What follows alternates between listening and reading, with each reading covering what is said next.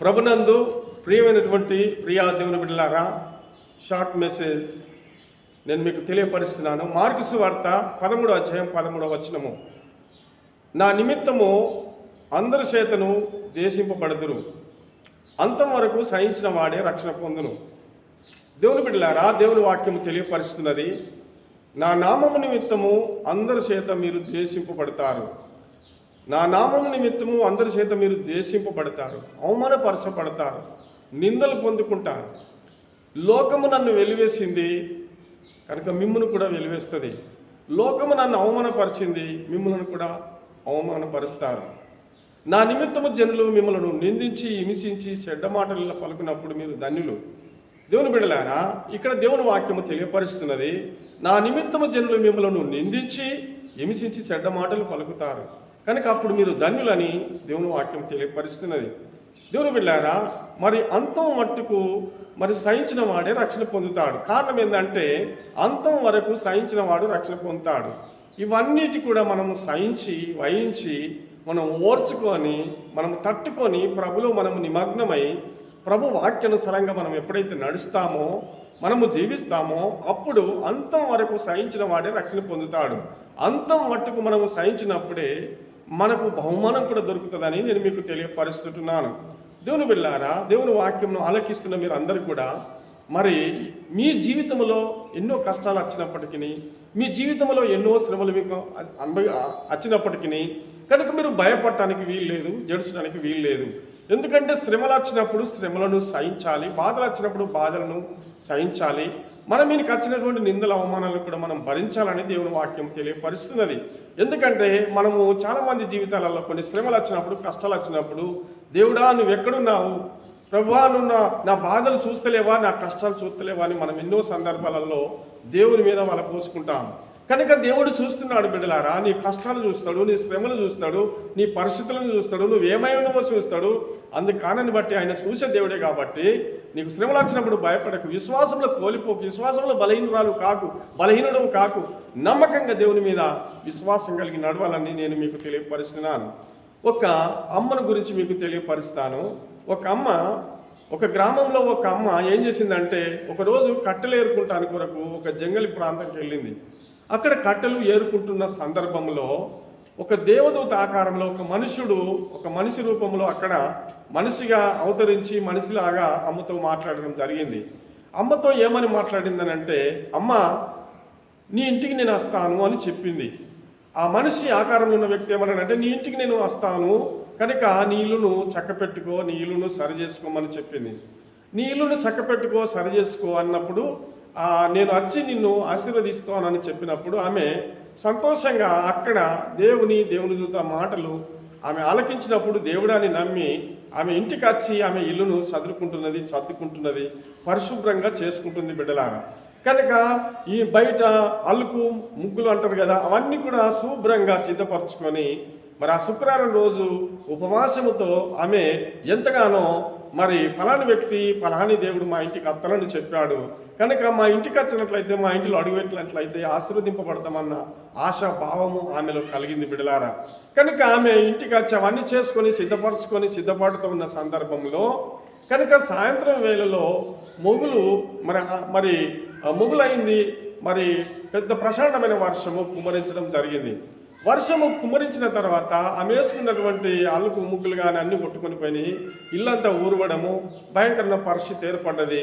ఆ పరిస్థితిలో అమ్మ చాలా నిరాశ చెందింది.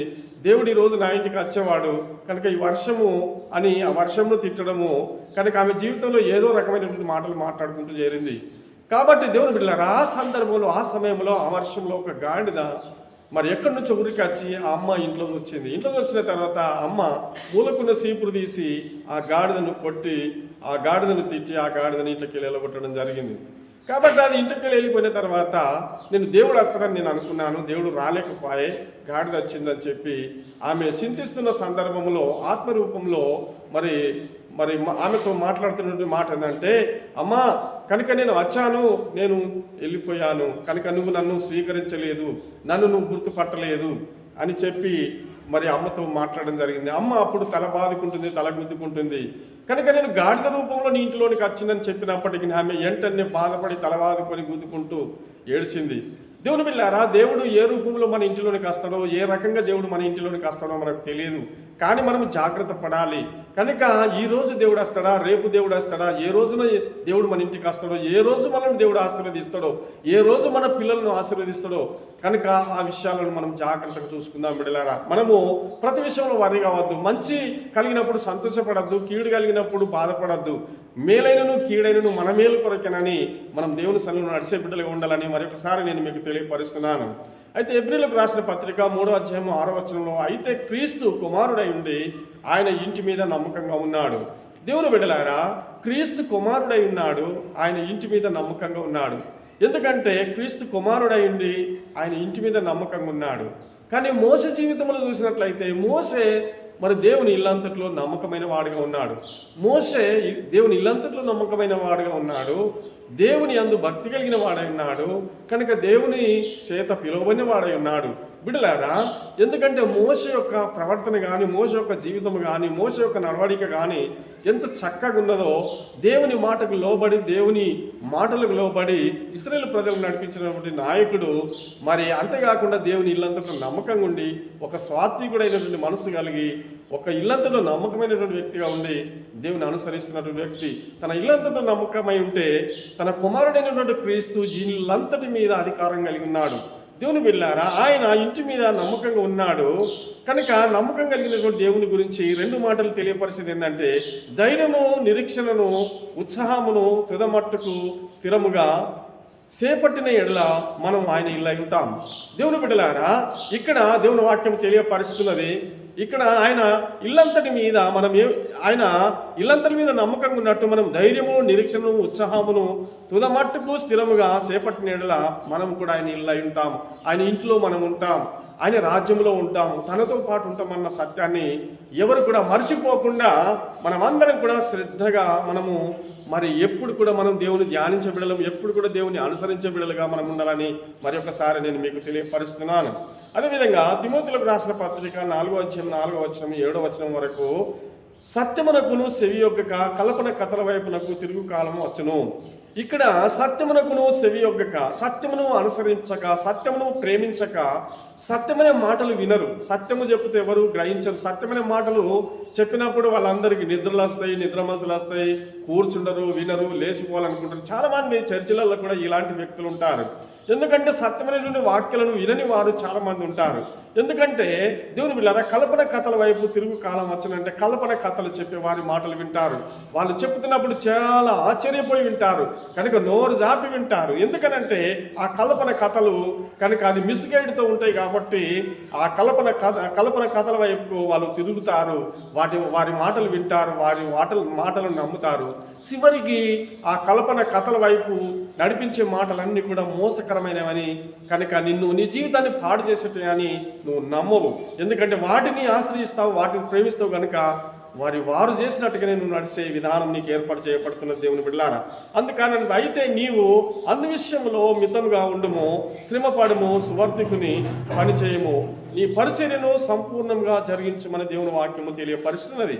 దేవుని బిడ్డలారా, అయితే నీవు అన్ని విషయంలో మితంగా ఉండము, అన్ని విషయంలో మితంగా ఉండాలి, అన్ని విషయంలో నమ్మకంగా ఉండాలి, శ్రమ పడాలి, సువార్తికుని పని చేయాలి.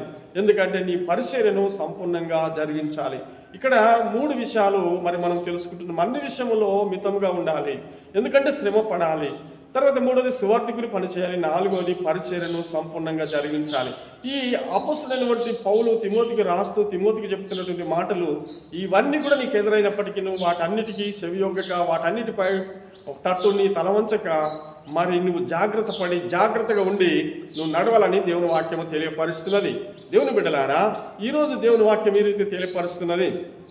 అయితే దేవుని బిడ్డలారా, నేను ఇప్పుడే పానార్పణము చేయబడుచున్నాను, నేను ఎడలిపోవు కాలము సమీపమై ఉన్నది, మంచి పోరాటము పోరాడి తిని నా పరుగు తుద ముట్టించి తిని విశ్వాసమును కాపాడుకుంటునని దేవుని వాక్యము తెలియపరుస్తున్నది. దేవుని బిడ్డలారా, ఇక్కడ నేను ఇప్పుడు పానార్పణము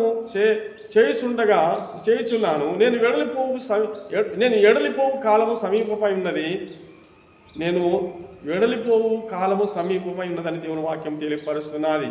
నేను ఎడలిపోవు కాలము సమీపమై ఉన్నది కనుక నేను త్వరగానే లోకంను వదిలిపోతాను, కనుక మరి సంఘాన్ని వదిలిపోతాను, నా పరిచర్యను వదిలిపోతాను. కనుక తిమోతి నువ్వు చాలా జాగ్రత్త పడి ఉండాలి. నేను మంచి పోరాటం పోరాడి తిని నా పరుగుతున్న ముట్టించి తిని విశ్వాసంలో కాపాడుకుంటుని. ఇక్కడ అపొస్తలుడైన పౌలు అంటాడు, మంచి పోరాటము నేను పోరాడి తిని, రెండోది నా పరుగును తుద ముట్టించి తిని, మూడోది నా విశ్వాసమును కాపాడుకుంటుని. నా జీవితంలో దేవుడు తప్ప నాకు ఏ ఆధారం లేదు. నేను దేవుని మీద ఆధారపడి దేవుని మీద నమ్మకం కలిగి దేవుని మీద విశ్వాసం కలిగి నడిచినటువంటి వ్యక్తిని. కాబట్టి నీ జీవితంలో ఎన్ని ఎదురైనప్పటికీ, ఎన్ని కష్టాలు వచ్చినా, ఎన్ని శ్రమలు వచ్చినా, ఎన్ని ఇరుకులు వచ్చినా, ఎన్ని ఇబ్బందులు వచ్చినా దేవుని నుండి మనం దూరం కాకూడదని అపొస్తలుడైన పౌలు తిమోతికి రాశాడు. ఈరోజు వాక్యం వింటున్నటువంటి మీరు అందరికీ కూడా ఏ విషయంలో మీరు బలహీనులు కాకూడదు, ఏ విషయంలో మీరు త్రోవ తప్పిపోకూడదు, ఏ విషయంలో మీరు దారి తప్పిపోకూడదు, ఏ విషయంలో కల్పన కథల వైపు మీరు తిరగకూడదు. కనుక మంచి పోరాటం పోరాడండి, మంచి జీవితం కలిగి ఉండండి. నమ్మకమైన జీవితము ఆయనకు ఇష్టమైనది. ఎందుకంటే దేవుని బిడ్డలారా, నా నామం నిమిత్తము అందరు సైతను దేశింపబడుదురు. అంతవరకు సహించిన వాడే రక్షణ పొందుతాడు. అంత మట్టుకు సహించాలి, ఓర్చుకోవాలి, సహించాలి. బిడ్డలారా, ఈరోజు వాక్యం వింటున్న మీరు అందరూ కూడా సబ్స్క్రైబ్ చేయండి, లైక్ చేయండి, దేవుని వాక్యం ధ్యానించండి. దేవుడు మిమ్మల్ని మనందరినీ మన యేసయ్య దీవించును గాక. ఆమేన్.